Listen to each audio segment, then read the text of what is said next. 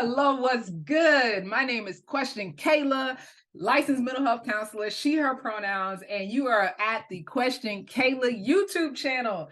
I am excited to talk to you about something that is really empowering to my life and impactful to myself. I'm involved in a variety of different things, from work to volunteering to owning my own business. Shout out to me. However, a lot of times people ask me, how in the world do you do it? Well, I'm not going to lie. When you want to be involved in a lot of things and do a lot of things, burnout can happen, being tired can happen, and being taxed can happen.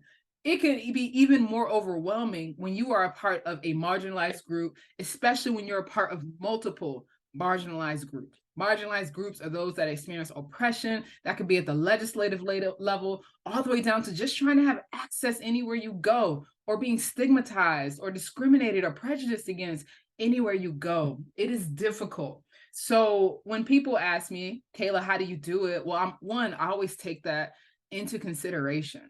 I care so much about myself. And a lot of times people see self-care as selfish. It is not. Self-care is self-preservation, because if you're not taking care of yourself, truthfully, how in the world are you going to do any of these things that you want to do? How are you going to pour into your community? How are you going to pour into your work? How are you going to pour into your relationships? A lot of people are able to do it until they can't. And I'm encouraging every person to use self-care. But here, let me talk to you about the 3 things that I do to help myself to stay engaged and do a lot of things, but also ensure that I'm taking care of myself and I'm also taking care of my relationships. Number 1 are boundaries. We love this word. Some of us less than others, but boundaries are literally creating kind of invisible, but also very clear lines about what I will and will not engage in. I also have boundaries around what I will and I will not tolerate. So when I think about the things that I'm involved in, there is a boundary around me that I'm creating to ensure that I have self-preservation, but also to ensure that I can connect with people in an authentic, but also safe way. So when I think about saying yes to something, or I think about becoming involved with something, I always have to check my boundaries. Like, do these things align with my values? Do I have the capacity to be able to do that? So I look at my calendar, and I have a physical calendar. It's around here somewhere, but I do not say yes to more than 2 things in a day.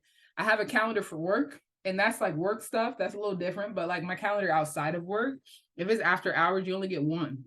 And I've actually started incorporating things that feel good. So like hanging out with friends, or going to get dinner, or just community and connection based things, not just things I'm volunteering for, just like relationships. When I think about those things, I don't say yes to more than 1 of those at a time, because here's how I think about it. If I get off work at 5 o'clock, and I'm not someone who likes to stay up super late. I mean, unless we're hanging out and stuff, yes, of course. But outside of that, now I like to be in bed probably by like 10. So I have 5 hours. And if I commit to 2 things, let's say those 2 things take like an hour and a half, that's already 3 hours of my time. So I'm really only giving myself 2 hours of rest. And if you are someone, let's say sleep is difficult for you, then your body doesn't even have a chance to recharge. So I give myself commitment of 1. So I actually have time to do the things that I like to do, whether I just want to watch TV, play video games, play my clarinet, chill, eat some snacks, whatever it is. That's where my boundary lies as well.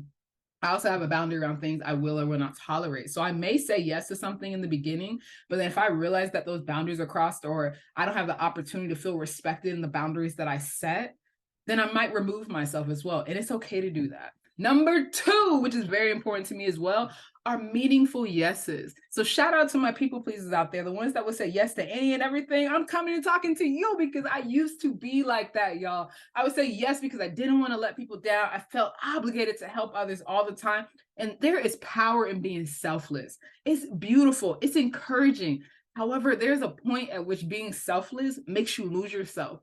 And when you deeply care about yourself, you're going to be attuned to ensuring that you always can remain authentic within yourself. There are, unfortunately, a lot of things in the past that I said yes to. And looking back, I was looking at myself like I didn't even recognize who I was anymore.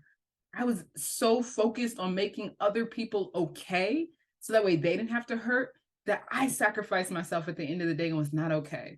Now, I do want to mention there are going to be times and places where that is absolutely necessary. When we're thinking about marginalization, oppression, there are sometimes going to be certain groups and populations that are hurting more than you. And I do believe that there are times when I need to focus more on other people than myself.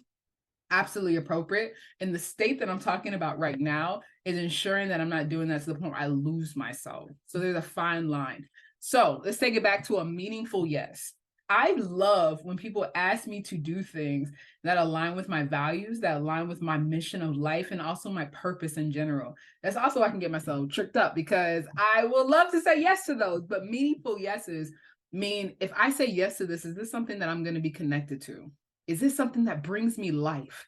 Is it something that I feel called and connected to? That's how I can get myself really involved in a lot of things related to mental health, because my heart, at the end of the day, when my mind is tired, my body's fatigued, there are times when my heart is like, I feel so uplifted and rejuvenated by this work. For example, when people ask me to come do a talk on mental health, especially mental health from an inclusive lens, it's talking about LGBTQ mental health, it's talking about racial trauma, especially doing it with like youth. I love it. Like my heart is like, this feels good, because for me, that is part of like culture, right? That's also a part of like community preservation. It's not just about me. So I get uplifted and I'm not as tired because this mutual, that makes me feel good. If I say yes to a lot of things I'm uninterested in, that's not as meaningful to me. I'm going to be so drained because I'm pouring and I'm not being refilled. So when you say yes, make sure you're also saying yes to things that refill your cup. It doesn't even just have to be financial. I truly believe in a lot of volunteerism. So if it is something that pours into you as well, make sure you say yes to that, not just things that you feel like you're extending yourself. And last but not least, number 3, which is probably one of the most important things, is really checking if you have the capacity before you say yes. There might be times when things are very much in alignment with my boundaries and in my values, times when it's very meaningful, but I don't have the capacity to say yes at that time to do that. So checking in with, where is my cup? On a scale of 0 to 100%, 100% means I have 100% capacity. Where am I at? And if someone asks me to do something, I'm already at 30% capacity. That's not fair to me, nor the person asking me to say yes to that. So I might be vocal about, I only have this amount of capacity. Does that work for you? And if it works for them, great, because you need to give where you're at. But if they say no, that's okay, right? Take care of yourself. That's how you have long-term sustainability and wealth and mental health and mental wealth for yourself. So these are my 3 things that I often do. So when people say, Kayla, how do you do it all?